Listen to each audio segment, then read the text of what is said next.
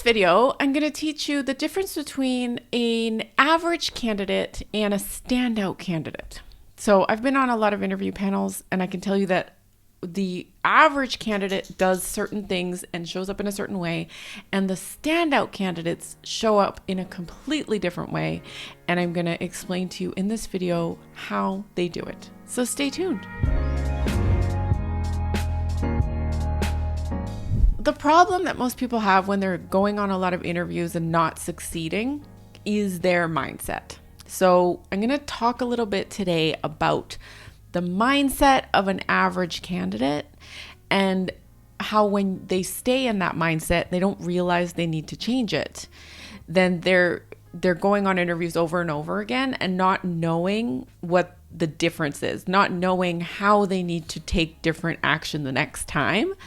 And so that's the main contributing factor for getting stuck in that pattern. The first thing that average candidates do is they are very focused on themselves. They'll be thinking things like, I hope they like me. I hope I can answer the questions correctly. I hope they like my answers. I hope I'm telling the right stories. I hope my stories are going to land. I hope I'm doing it right, quote unquote, right? I hope I'm saying the right words. And so this comes from like a needy place, because when you're trying to say things and do things for the other person to approve of you, that is the definition of needy. Needy means putting somebody else before you, right?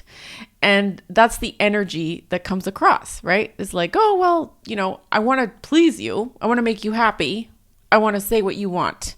And I'm going to pay very close attention and hope that I am saying what you want. That's the first thing that they do. And they don't know they're doing it. And maybe you're doing this and you don't know it. And no judgment here, okay? Because we've all been needy before. It's really not a big deal. This is just me explaining the difference. So the first thing is that you're really coming from a needy energy, but you don't know you are. And because you're very focused on yourself, right? So when you focus on yourself, you're not accessing the real brain power that you need to be focusing on what you really need to be focusing on, which I'm going to explain to you. So the second thing is that average candidates are focused on simply getting out of the situation they're in. That's the most important thing to them. And we can't really hide that. So if that is the most important thing to you, and I get a lot of this, it's like, I'm desperate. I need a job. I need to work. I'll take anything. I just need to work, right? And there's that desperate, needy, graspy energy. That's going to show up as well. And I get a lot of pushback on this, and people say, oh, no, I don't show up like that. But if you're not getting the result, if you're not getting hired, then that is showing up somehow. So results don't lie. That's another big thing. It's like, even if you're working right now and you really don't like where you're at, if you are thinking, I just need to get out from where I'm at, I just need to get out of my current situation because it's going to be better somewhere else, it's going to be better when I get into somewhere else, anywhere else, then that's going to be a very different kind of energy that you're going to show up in the interview. And what you need to do is find sufficiency in where you're at now. You need to find sufficiency somehow, right? Like, I have a roof over my head, I'm fine, I'm safe. That needy, desperate, graspy energy definitely shows up. Okay. And I've seen it time and time again. The third thing they do is they are inconsistent with their efforts.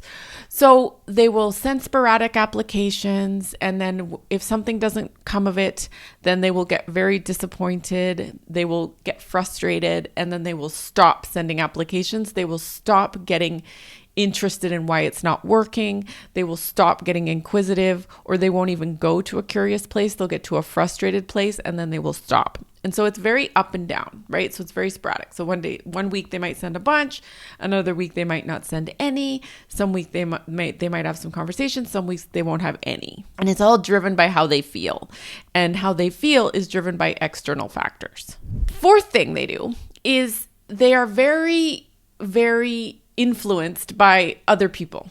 So if somebody says, oh, your resume is great, they're going to feel very, very happy about that and very proud. Be like, oh, they said my resume was great, right?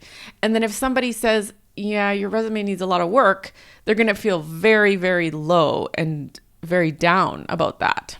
they're being influenced very heavily by what somebody else who really has no bearing or no standing in their life is saying to them, right? So instead of trusting themselves and really focusing on what they believe and what they think and what they need to do next and making those decisions themselves, they're very much focusing and being driven by what other people are saying, whether that be a good thing, a compliment, or something that demotivates them. And then when they show up in conversations or interviews, they are very focused again on whether or not they're getting validation or approval from somebody else. So if the interviewer is warm and kind and they're nodding and they're saying, yes, I understand, and they're really inquisitive, if the interviewer is a certain way, then they can show up a certain way. If the interviewer is not a certain way, so if they, aren't paying attention or they're not fully focused on the candidate, or maybe they say something to throw the candidate off, the candidate will be very easily thrown off because they are so influenced by another person, right? They're not standing strong in who they are and what they want and what they stand for, right? They're very focused on other people. And that's another subtle form of being needy, right? We are placing other people's opinions as more important than our own opinion, right? And that shows up again. If you're doing that, you will know, because you will feel very demotivated when somebody doesn't pay attention, or if somebody doesn't respond to you right away, or if you don't think somebody's paying attention to you, you will feel very demotivated and very thrown off in that interview, and then in future interviews, and how you show up to the process moving forward. So you probably won't be motivated to send out more applications and continue on the process, because you're going to be very demotivated by what one person did or said, or two people or three people. But the point is that you are very driven. If you are very driven by what other people do, then that is a sign that you are behaving like an average candidate, which is why you haven't gotten the result yet that you want, which is, I'm going to explain to you the difference in a minute. The next thing that an average candidate will do is they will accept whatever they're given. So they don't have like a strategic value plan for their interview for how they're going to show the value that they're going to bring. And then when they're offered an amount, or they're offered an offer, they will just take any offer because they're just interested. They just think they can take what they can get, and that's what they need. And they'll just take anything, so they'll just take it, right? And then they might regret it later, thinking, I really should have asked for more, because now I'm working extra hours and doing all this work and I'm not getting paid for it, right? And that's a lack of setting boundaries for yourself, which is also a common thing in average candidates and people who think like this.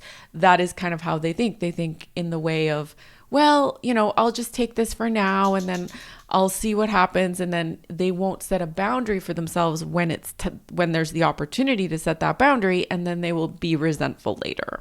And then the last thing is that they interview based on feelings of insecurity, fear, scarcity, and not enoughness. So they secretly feel like they're not enough, and like they are being given this opportunity, and that whatever opportunity they're being given, they really need to take it, and that they're lucky to just have whatever they get. And so that shows up when they're interviewing in that energy, right? It's like that energy of not enoughness. Those are all the characteristics of an average or below average candidate. And you might not have all of them. You might have a little bit of it. You can identify that in yourself if you are having these feelings. But these feelings all stem from how you think about yourself. So if you think about yourself as somebody who doesn't have a lot of experience, who would be lucky to get any position, who isn't very qualified, like, what are your thoughts about yourself? And those thoughts are all showing up in whether or not you do show up as an average or below average candidate, or whether or not you show up as a standout candidate. If that's you, then that's what's happening. And that's the reason why you're not getting the job offers. You can watch my video on how to get a job without the experience, right? The difference between confidence and self-confidence. And I'll explain to you how all those things are just in your head. It's not that your experience equals your capability. So completely solvable, just things you don't know yet on how to solve it. All right, so now let's talk about a standout candidate and how they show up differently. First things first is a standout candidate shows up with high intention and low attachment. And so what that means is they're very enthused in helping the company, curious about focusing on the company and the people they're interviewing with. So they're not thinking about themselves at all, right? They're thinking about, I wonder who this person is, what they need, how I can help them. I wonder what causes this person stress on a daily basis and how I can alleviate that stress, right? I love this company. I'm really excited to hear more about what they're doing and how I can help them, right? So you see the difference in that energy versus the average candidate who's thinking, I hope they like me. I hope I'm telling the right stories. That's the first major difference, is they're completely focused on what they can contribute. They're focused on, can I help? Do my skills match up here? Am I going to be a good match? How can I help? How am I the best match, right? And they're going to come from that place. They're going to ask different questions. They're going to be in a different headspace completely. So the second thing is they are going to show up knowing who they are and what their strengths are. If, for example, they're asked to, say it's a marketing position and they're asked to write content for the blog, say the hiring manager says, oh, so I'm hoping you'll be able to write some blog content too. And the candidate, the standout candidate is not very good at writing blogs. Say she's more into doing analytical things and, helping with the big strategic plan. And this is for a marketing manager position. The average candidate might say, sure, I'd be happy to help with the blogs. Whereas the standout candidate, she knows she's not good at blog writing. She knows that's not her strength. So she might say something like, to be honest, that's not my strong suit, but I'd be happy to outsource that for you. And I have resources where we can do that at a fairly low price, but it definitely won't be the best use of my time if I'm being honest, but I will definitely make sure that gets done for you and we'll be able to have amazing content up on the blog either way, and I'll make sure that happens, right? So that's somebody who's standing in what they do well, right? And they own it. They're not trying to please the interviewer. They're not trying to say, oh yeah, I'll do whatever you want. They're saying, this is how I would handle the situation and to still get what we need done. The next thing that standout candidates do is they don't have just one opportunity, and they are very consistent in their networking and applying and going through their process of finding their next role. They understand their value and their worth. They know who they are. They know what they do well, and they are very focused on finding that opportunity, and they are not so influenced by what other people say. So if they went for a bad interview, they would just be like, okay, what's next? That wasn't for me. What's next? They would treat it very neutrally, and they would know that nothing has gone wrong. That is just the process. And then they would go back and continue to apply, continue to build a strong network to create their future opportunities from.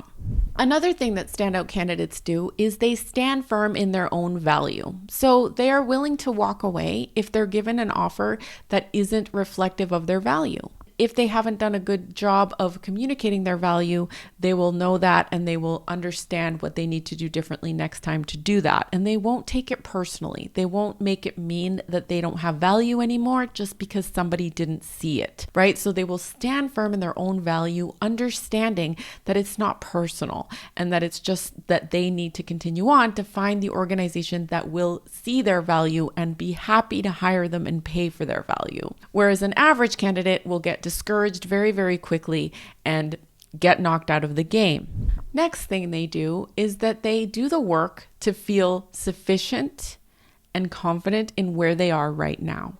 So even if a standout candidate doesn't have a job right now, you can still show up as a standout candidate.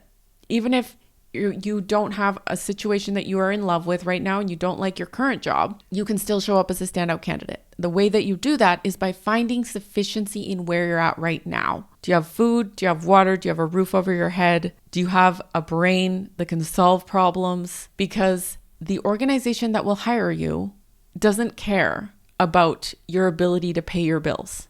They cannot hire you based on the fact that you need to pay your bills. A standout candidate focuses their attention on how they're going to add value to that organization so that then they can get that value back by asking for it with a commensurate salary. Standout candidates, it doesn't matter what circumstance they're in, they're able to focus their attention to what really matters in order to get that up-leveled role that they really want. And lastly, standout candidates interview from a place of value, service, and certainty. So they're focused on how they can give value, how they can be of service, and certainty in themselves. So certainty in their own value, in their own capability, in their own self-confidence. They interview from that place versus the place where an average candidate would, which is urgency, not enoughness, insufficiency,